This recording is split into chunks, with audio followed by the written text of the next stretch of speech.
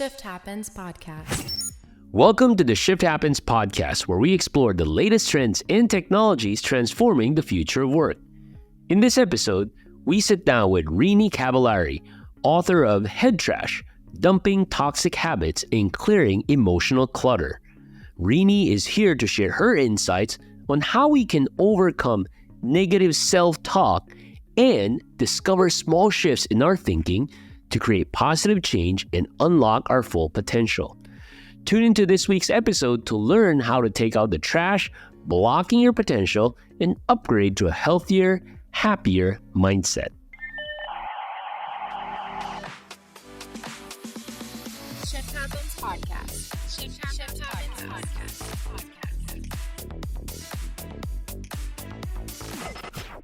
Fantastic. I've been waiting for this because I'm really keen on learning about head trash. I thought that's actually brilliant, combining the word head and trash. We'll get into that. But yeah, so grateful you're here and excited for our conversation. So tell me about your journey and especially how you ended up doing what you're doing today. I call it scrappy.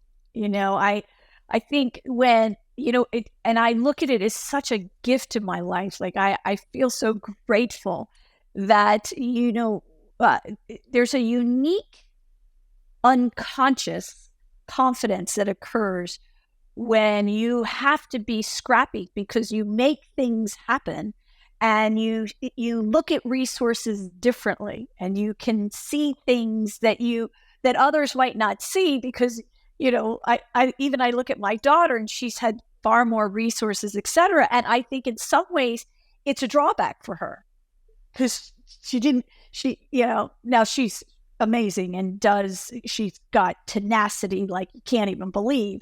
And I just think that scrappiness for me really it gave me this confidence. My first job after Florida State, I joined Sheraton Corporation way back when they used to have these internship programs. And somehow I ended up being one of 12 people for the year that got this sales internship. And the short version of the story is, and it's actually in my book, HEADTRASH, is that my parents didn't have enough money and we had to go there for 2 days for 2 days of interviews. So they flew you from, imagine, they fly you from Florida, Tallahassee into Boston. They put you up in this hotel. Like, you're 21 years old. You're like, oh my gosh, you can order room service. It was like way beyond anything I had ever experienced. But you did need 2 suits to interview. And my parents, pulled together enough for one blue, traditional suit. And my mom said to me, well, I have this suit I used to wear, way back when, literally in 1960s. She wore this suit as a secretary at Westinghouse. And she said, it was like the most, she kept it because it had a lot of meaning to her. Okay. This suit with it was red with these thin green lines and these big buttons that were like pearlish kind of buttons and very boxy and it was all I had. And so it was too big for me. So I went and I had them. I designed how they had to refit it. Well, I was really self-conscious about that suit. It's my mother's, it's used, it's old. And, here I walk into this room and there's all these people, there's 150 people going for these jobs and different types of jobs, but still there were a lot of people in the room. And of course they were all, I felt put together more, et cetera, and, really worried. Well, when I ended up getting the position, a woman who was one of my 3 interviews, her name was Eileen Nigra, and she came up to me and she said, I just want you to know that you know how to stand out from the clutter.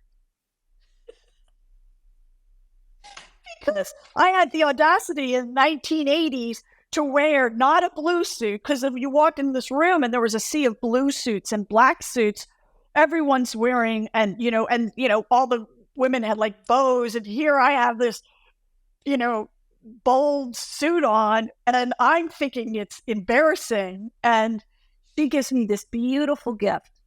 And I think that was the beginning of my journey. So to go back to your question, like, it was like that my firm has, for 28 years, we've been very focused on innovating and intellectual property for our clients to allow them to stand out from the clutter. And it really is kind of this interesting thread that has defined my career for sure. I know, right? It leads to a lot of what we're going to unpack today around not only your work, but the book you've written called Head Trash. I mean, I love that title. So for our listeners at Shift Happens, where we talk a lot about the shift in the workplace today, we talked a lot about the shift with leveraging technologies, and we can get into that in a second. But in summary, what's Head Trash all about, and why is it important to everybody? Yeah. Well, first of all, what is head trash? Head trash are those little voices in our head that undermine us. They suck our energy. They limit our potential. And the problem with head trash, the good news is you're not alone, because everybody has it. The tricky part is that most of us don't learn how to navigate it. So how to dump it, or how to not allow it to take over our world. And in today's world, the noise that we experience, the negativity that we're getting from so many angles, whether it's social media or actual, media in general, TV, radio, and then just, you can go to the grocery store and there's just this, what I call like a low temperature of negativity all around a lot of us. And how do we rise above that? Because that's where our power is. And so when Aspire started 28 years ago, we really only had what we knew was that our clients hire us to shift human behavior. So your podcast really touched me, because I was like, oh, this is completely aligned, because that was our mission. Like, we knew nobody hires us for any other reason but to help shift. If you're going to improve performance, you must shift your behavior. It's just that simple. And so we started studying, and I am a strategist by discipline. So I was very curious, and we started statistically studying human behavior and what is it that allows some people to truly aspire and others just can't get out of that mediocre zone on things. And it's not all things, it's some things. And we came to also understand that what was more important, like when someone is competent at something, so whether it's sales or being a leader or being a parent, it doesn't matter. We had identified, and again, our intellectual property really identified that competency is a derivative of three things if you simplify it down. It's mindset, skill set, and process set. So whether we're a parent, where's your head at? If you're in a bad mood, guess what happens to the rest of the family? You might have great skills as a parent. You might have the processes of running your household and making sure the kids are here, there, and everywhere and doing what you want them to do. But if your head's in the wrong place, you're going to have chaos.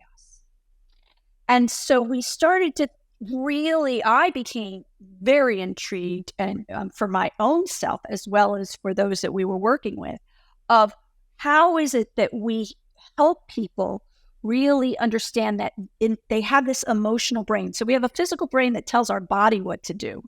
It's operating.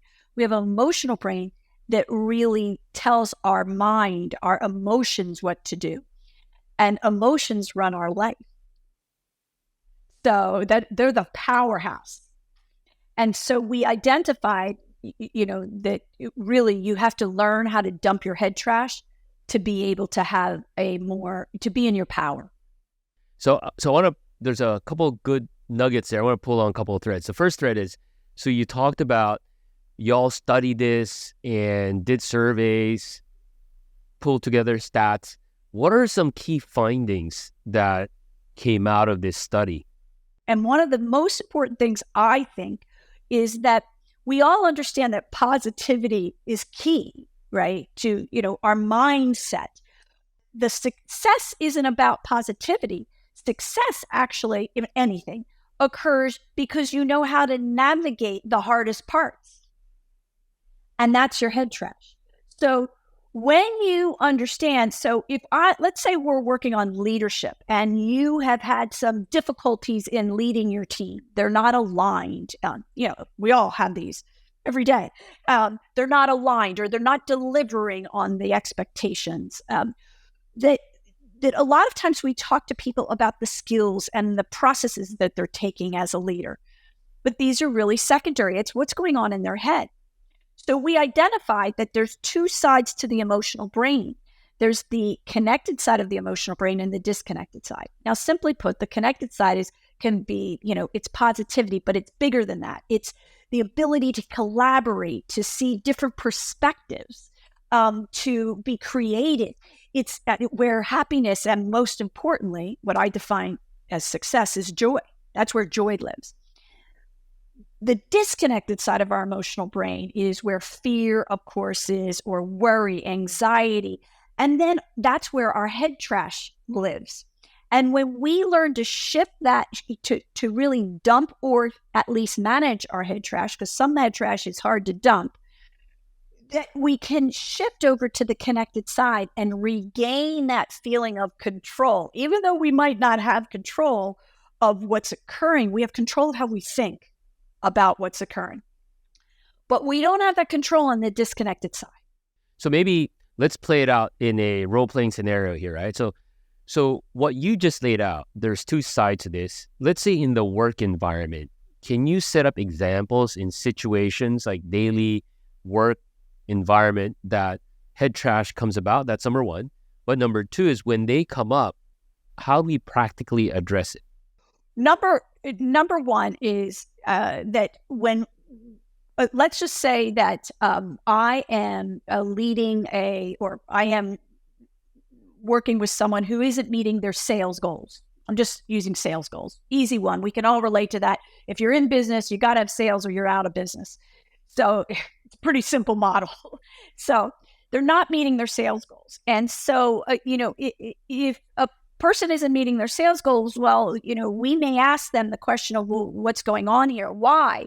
But really, we want to explore deeper. And that's where that competency model, which I go to all the time. I hire people using the competency model.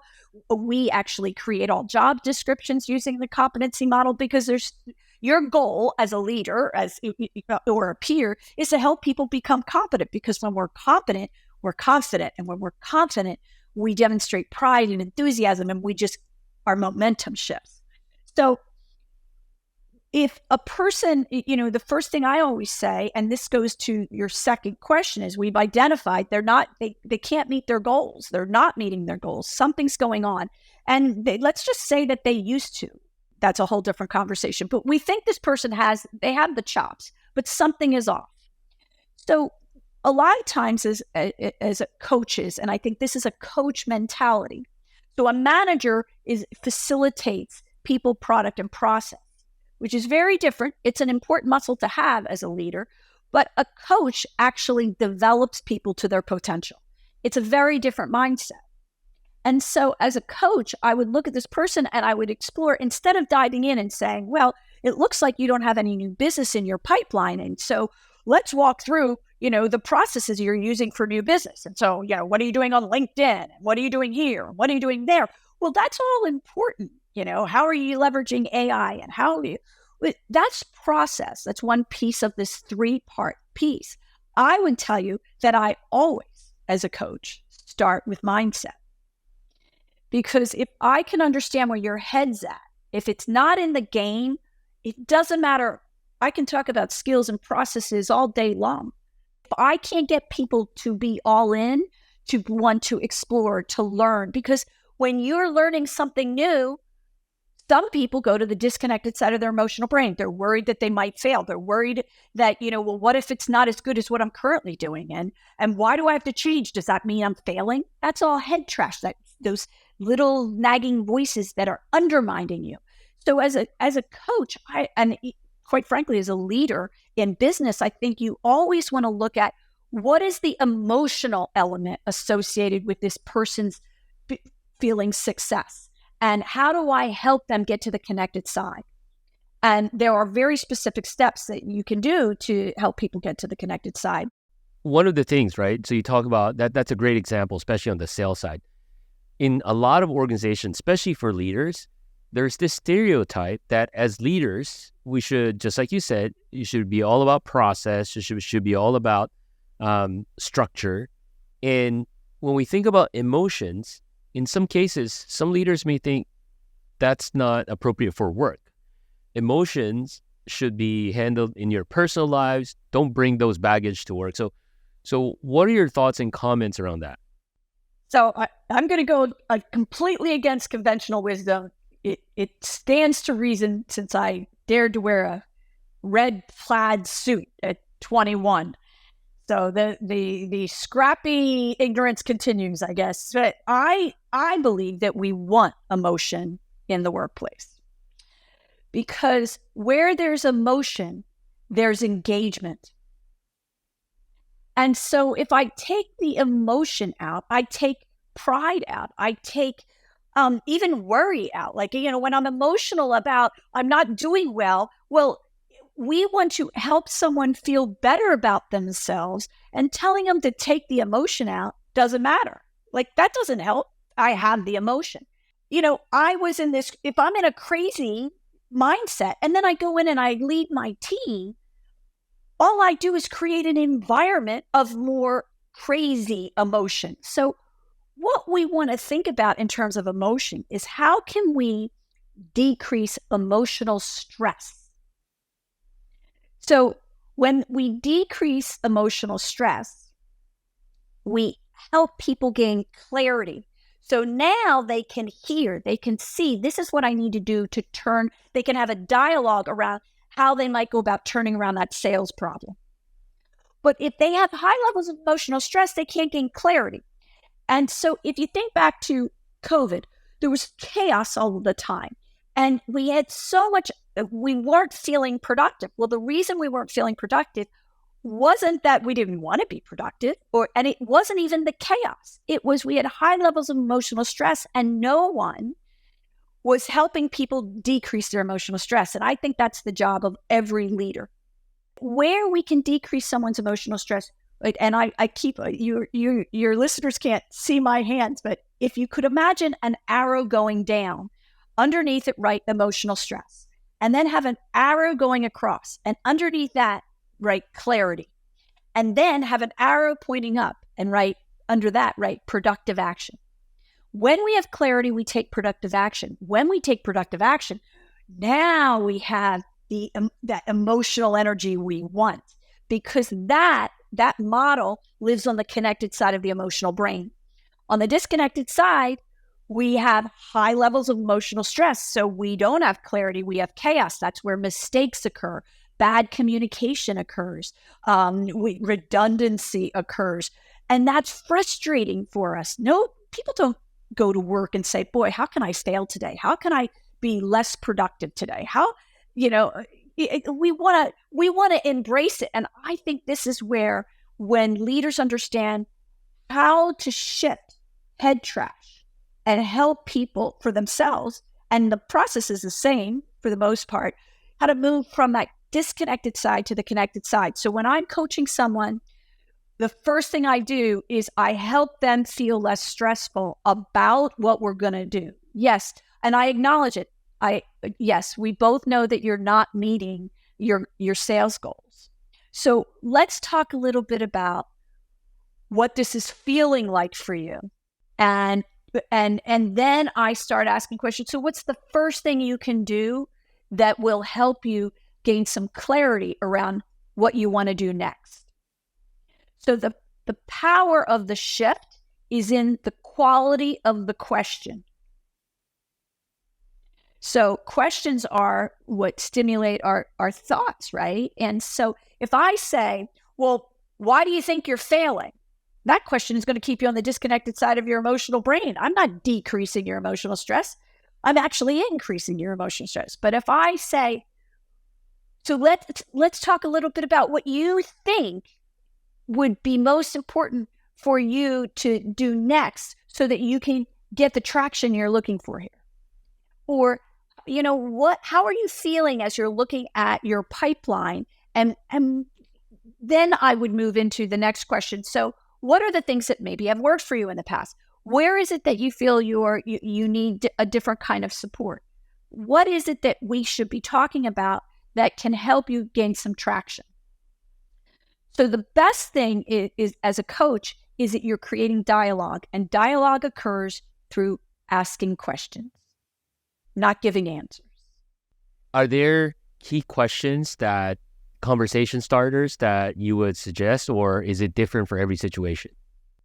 So I actually, powered by Renie.com, if you go to resources, they're called shift questions. I always, there's a handful of questions what I call in my hip pocket questions.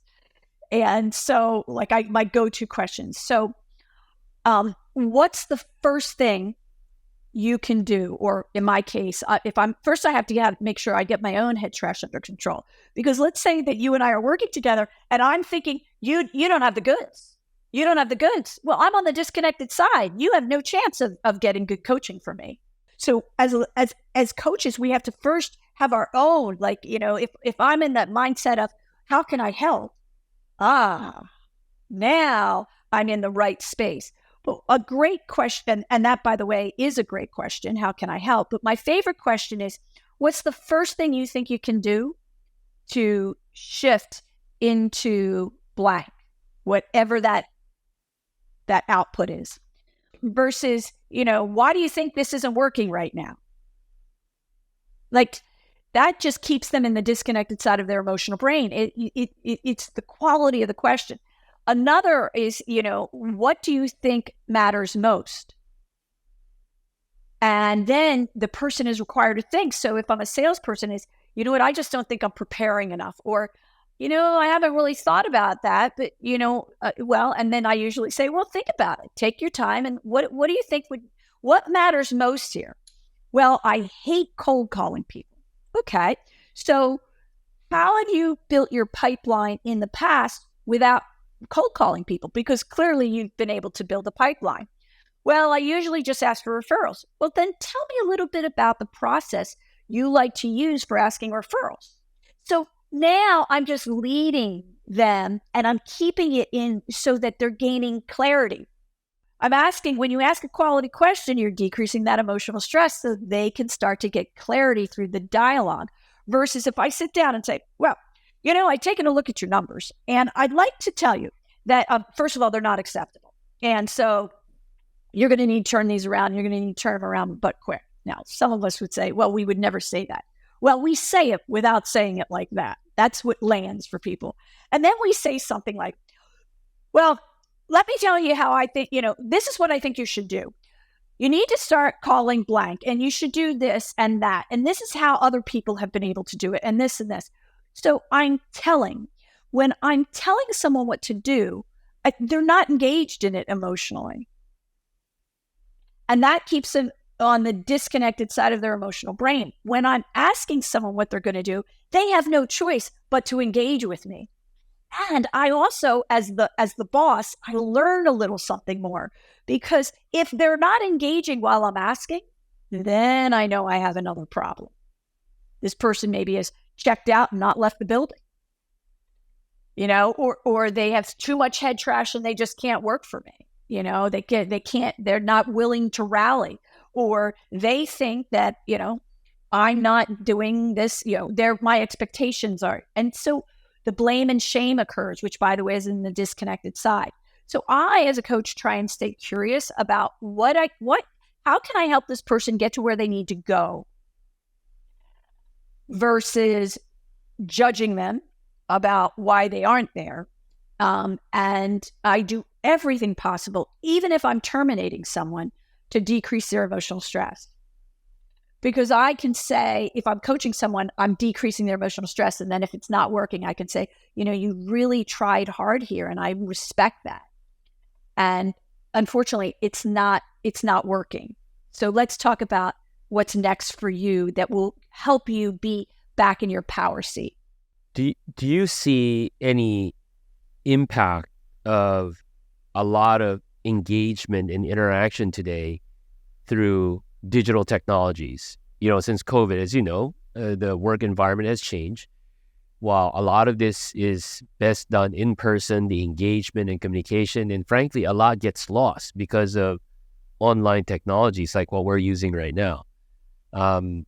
Do you have any thoughts and suggestions around this to overcome some of the limitations that digital workplace tools can sometimes cause with these type of misunderstanding, or frankly, create more head trash? Yeah. So I think one of the most important things that leaders can be doing right now is building connection. And so social media can allow you to do that. I mean, there is like a Slack channel and where you can engage people, you can acknowledge people, you can, I say, where you're doing any kind of digital technology, it's all about the positive. Where you need to take corrective action is at the very least in a Zoom environment, because I can see you. And so I can have compassion for you as you're, feeling upset or disappointed.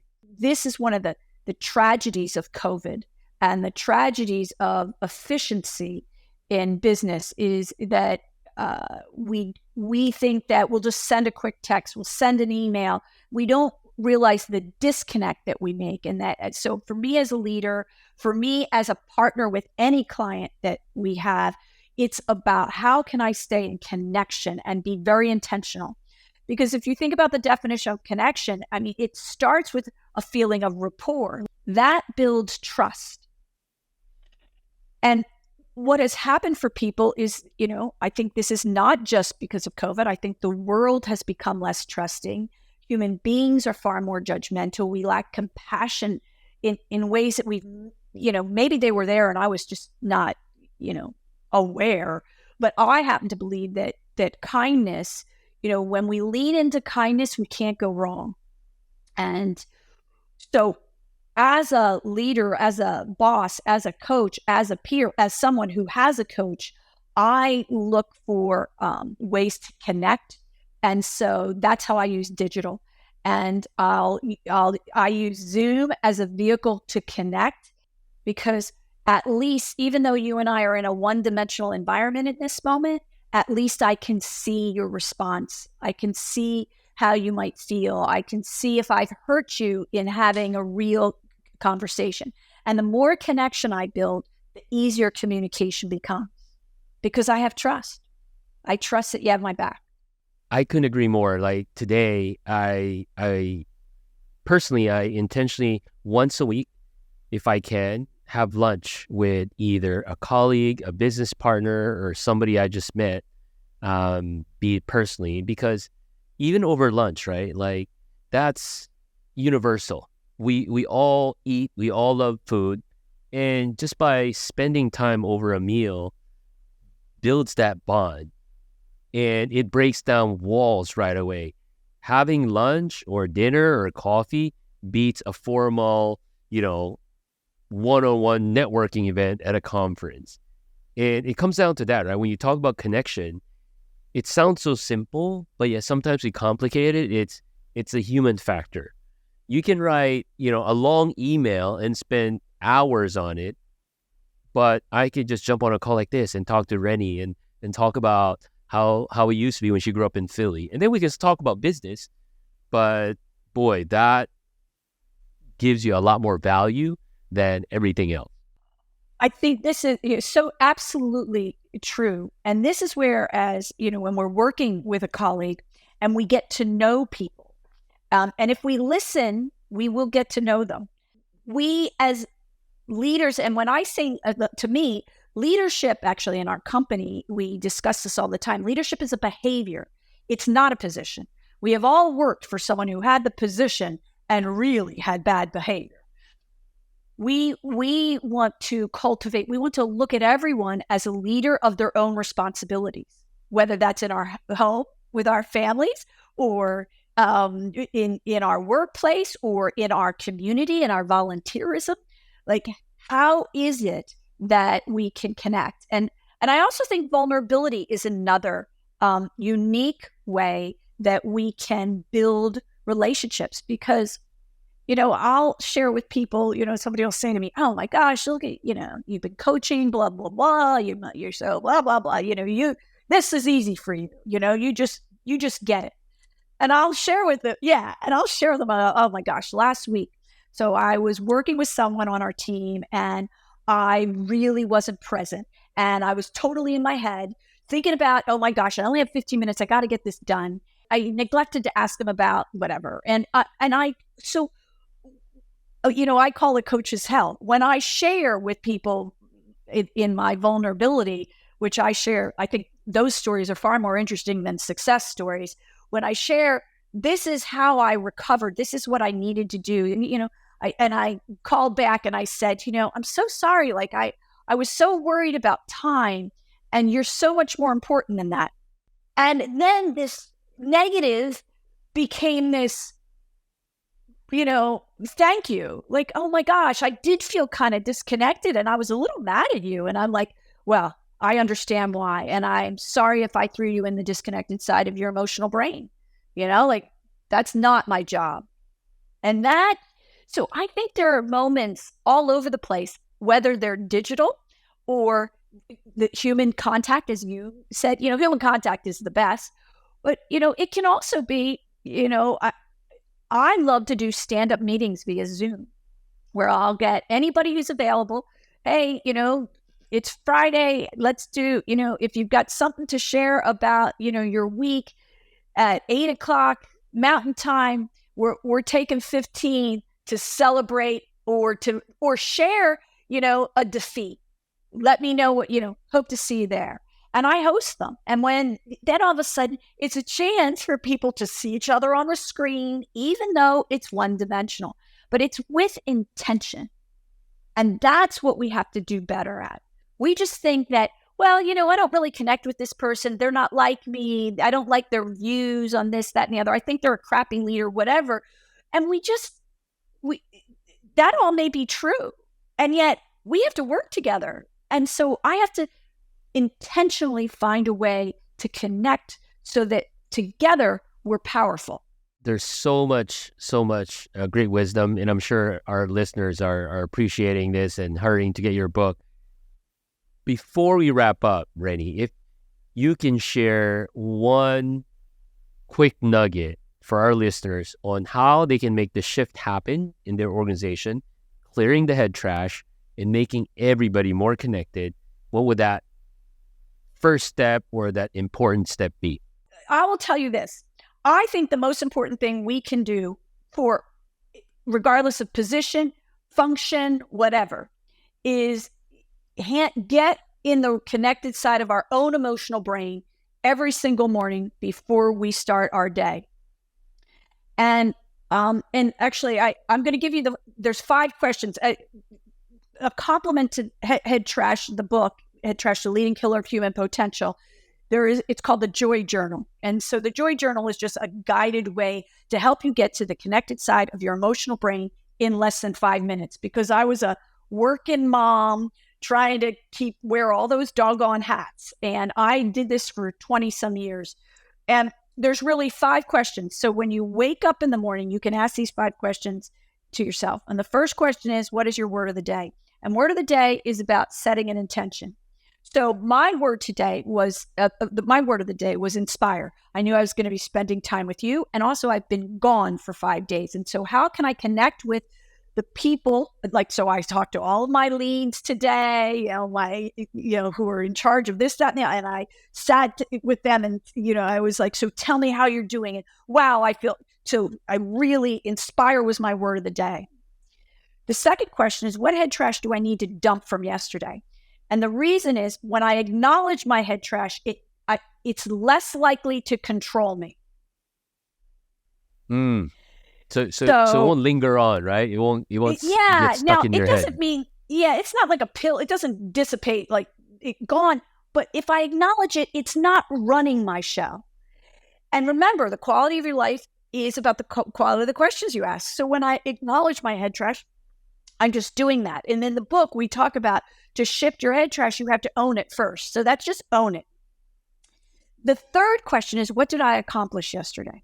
And the power of this question is that we reflect on productivity, and it feels good.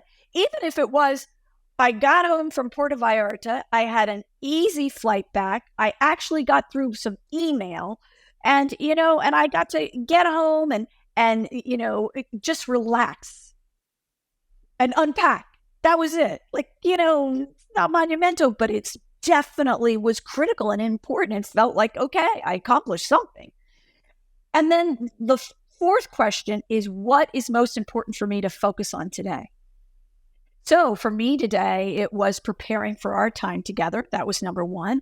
Number two was I had a very important meeting that was like my final meeting before I hit the road next week. And it was really about locking it down to make sure that we're completely aligned. And so that was my second thing. And then my third was self-care. Fifth question is, what am I grateful for?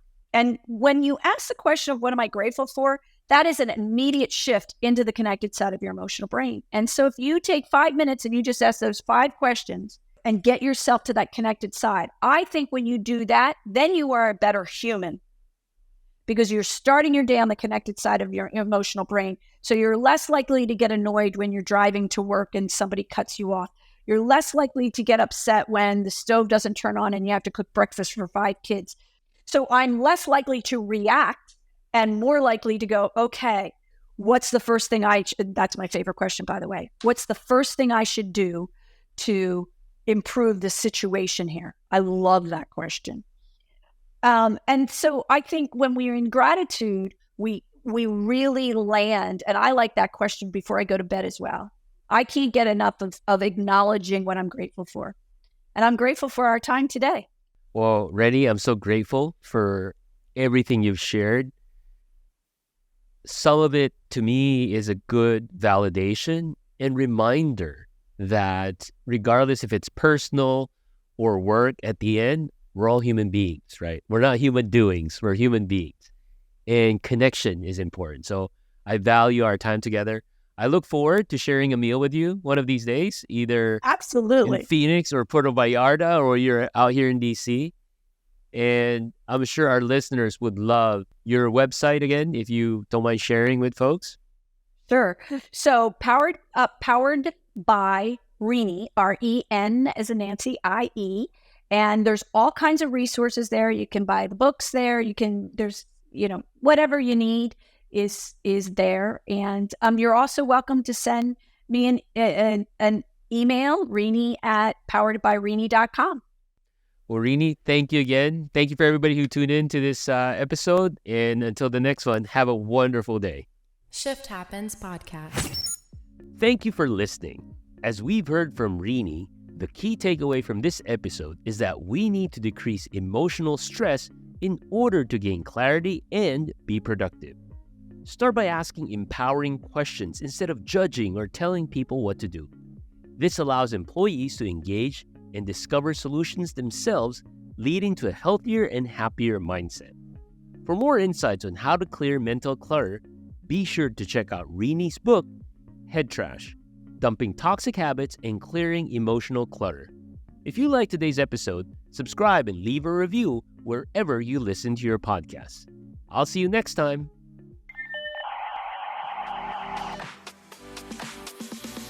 Shift Happens Podcast. Shift Happens Podcast.